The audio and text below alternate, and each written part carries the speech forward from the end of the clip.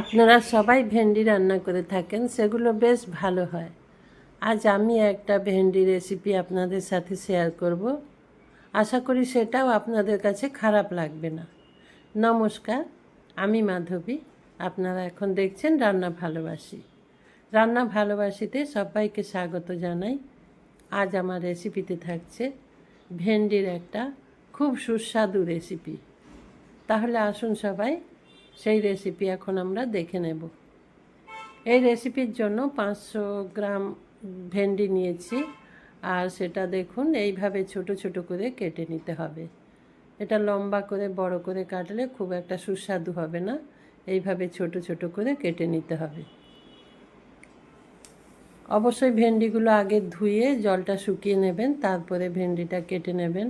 নাহলে ভেন্ডি নাড়ার সময় বা ভাজার সময় একটা কীরকম লাল লালে ব্যাপার হয়ে যায়, সেই জন্য জলটা শুকিয়ে তারপর ভেন্ডিটা কেটে নেবেন। এদিকে কড়াই বসিয়ে কড়াইয়ের মধ্যে সর্ষের তেল দিয়েছি। এই রেসিপিতে সর্ষের তেল দেব। সর্ষের তেল দিয়েছি, দিয়ে কড়াইয়ের মধ্যে তেলটা একটু ভালো করে স্প্রেড করে নিয়েছি। দিয়ে তেল গরম হওয়ার পর ওই ঢেঁড়স দিয়ে দেব। ঢেঁড়স দিয়ে দেওয়ার পর ওটা একটু ভালো করে ভেজে নিতে হবে। ঢেঁড়স এখানে নুন বা হলুদ কোনো কিছু দেব না, শুধু ঢেঁড়সটাই এইভাবে ভালো করে একটু নরম করে ভেজে নেব। আমরা ততক্ষণ ঢেঁড়সটা ভাজবো যতক্ষণ না ঢেঁড়সটা নরম হচ্ছে, কিন্তু হাই ফ্লেমে দেবেন না। হাই ফ্লেমে দিলে ঢেঁড়সের এই যে সবুজ কালারটা এটা নষ্ট হয়ে যাবে, সেই জন্য লো টু মিডিয়াম ফ্লেমে ঢেঁড়সটা একটু সময় নিয়ে ভেজে নিতে হবে। এই যে দেখুন ঢেঁড়সটা বেশ নরম নরম হয়ে গেছে, ঢেঁড়স ভাজা হয়ে গেছে। এখন ঢেঁড়স ভাজাটা আমাদের কড়াই থেকে নামিয়ে নিতে হবে। ঢেঁড়স ভাজা নামিয়ে নিচ্ছি, তারপর আবার কড়াই উনুনে বসিয়ে দেব। দেওয়ার পর কড়াইতে আবারও তেল দিয়ে দেব। কড়াই বসিয়ে দিয়েছি, কড়াই গরম হয়ে গেছে, এখন সর্ষের তেল দেব। এই রেসিপিতে আমি আবারও বলছি সর্ষের তেল ব্যবহার করব, সাদা তেল দিয়ে খুব একটা টেস্টি লাগবে না। তারপর ফোড়নে দিলাম হাফ চামচ গোটা জিরে আর 2টো গোটা শুকনো লঙ্কা দিয়ে ভালো করে ভেজে নেব। ফোড়ন ভাজা হয়ে গেলে এখানে দিয়ে দেব কুচনো রসুন। এটা রসুন গ্রেড করে নিতে পারেন বা কুচিয়ে নিতে পারেন খুব মিহি করে, তারপর সেটা দিয়ে দিলাম।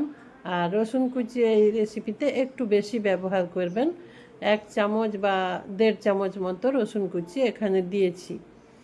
একটু ভেজে নেব, খুব বেশি ভাজবো না, কালার চেঞ্জ হবে না। সাদা থাকতে থাকতেই পেঁয়াজ কুচনো দিয়ে দেব।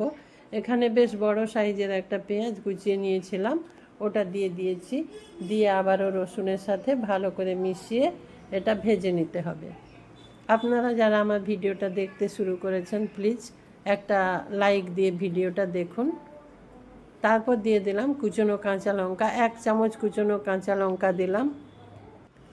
এই লঙ্কার পরিমাণটা আপনারা বাড়িয়ে বা কমিয়ে নিতে পারেন, ঝাল যেভাবে পছন্দ করেন সেটা বুঝে লঙ্কাটা দিয়ে দেবেন। আমি এখানে 1 চামচ কুচনো কাঁচা লঙ্কা দিয়েছি। এরপর দিয়ে দেব গ্রেড করা আদা। যেই পরিমাণে রসুন দিয়েছি তার থেকে কম পরিমাণে আদা দেব। আদাটাও গ্রেড করে নিয়েছি, গ্রেড করে নেবেন, কিংবা এটা খুব মিহি করে একটু কুচিয়ে নেবেন। দেওয়ার পর আবারও ভালো করে একটু নাড়াচাড়া করে নিলাম। মশলা খুব বেশি লাল করে ভাজার দরকার নেই, এইভাবে প্রত্যেকটা মশলা দেওয়ার পর হালকা করে ভাজার পর পরপর একটা একটা মশলা দিয়ে দেবেন। এরপর দিয়ে দিলাম টমেটো, একটা বড় টমেটো সরু সরু করে কেটে রেখেছিলাম, ওটা দিয়ে দিলাম। দিয়ে আবারও ভালো করে নাড়াচাড়া করব।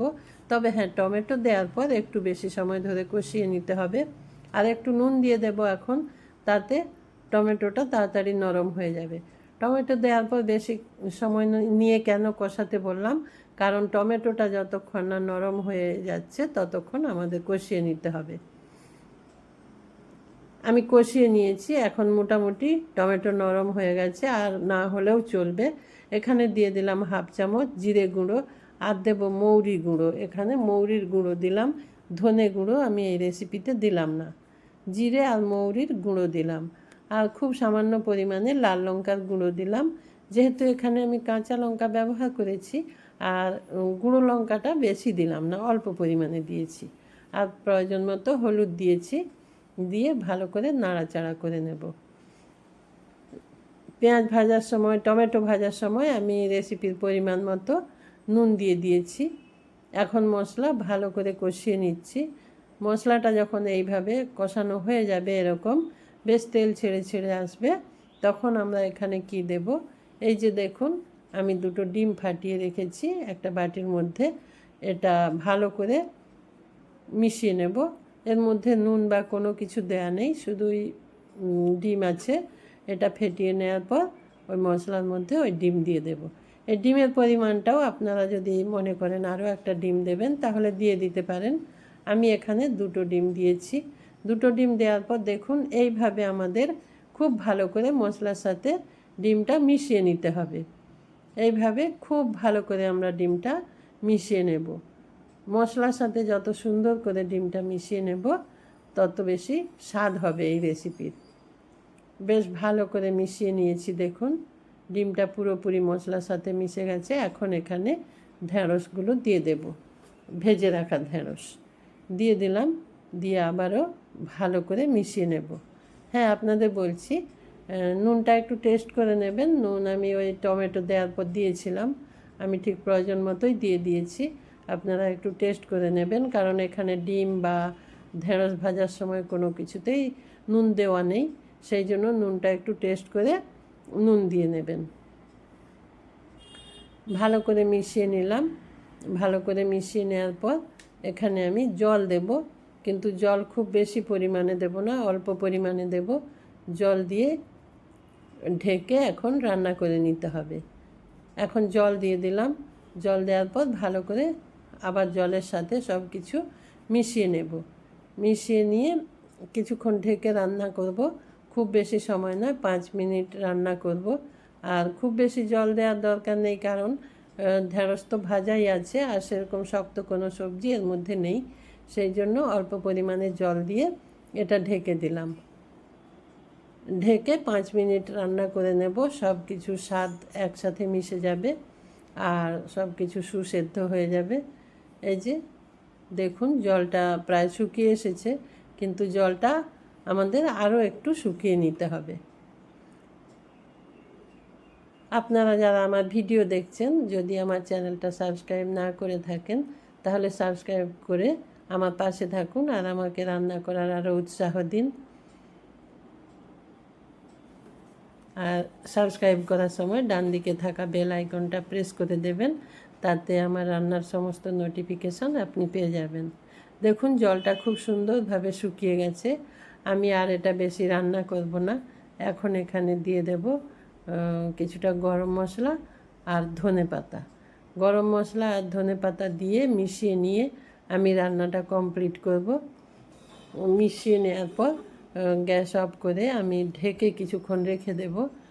তারপরে আমি পরিবেশন করব কিছুক্ষণ বাদে। এখন গরম মশলা দিয়ে দিয়েছি, ধনেপাতা দিয়ে দিলাম, দিয়ে ভালো করে মিশিয়ে ঢেকে রেখে দেব। তারপরে গরম মশলা, ধনেপাতা সব কিছুর স্বাদ রেসিপির মধ্যে ফ্লেভারটা মিশে গিয়ে সুন্দর একটা ফ্লেভার আসবে। তখন আমি ওটা গরম গরম ভাতের সাথে পরিবেশন করব। তবে রুটি দিয়ে খেতেও এই রেসিপি মন্দ লাগবে না, বেশ ভালোই লাগবে। আপনারা চাইলে রুটি পরোটার সাথেও খেতে পারেন। আর গরম গরম ভাতের সঙ্গে দুর্দান্ত স্বাদ এই রেসিপির। একবার এই রেসিপি রান্না করে খাবেন, আর যদি ভালো লাগে অবশ্যই আমাকে কমেন্ট করে জানাবেন, আর একটা লাইক বন্ধুদের সাথে শেয়ার করবেন। আর আপনারা এতক্ষণ আমার সঙ্গে ছিলেন, সেই জন্য আপনাদের আমার আন্তরিক ধন্যবাদ জানাই পাশে থাকার জন্য।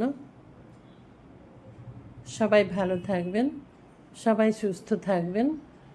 নমস্কার।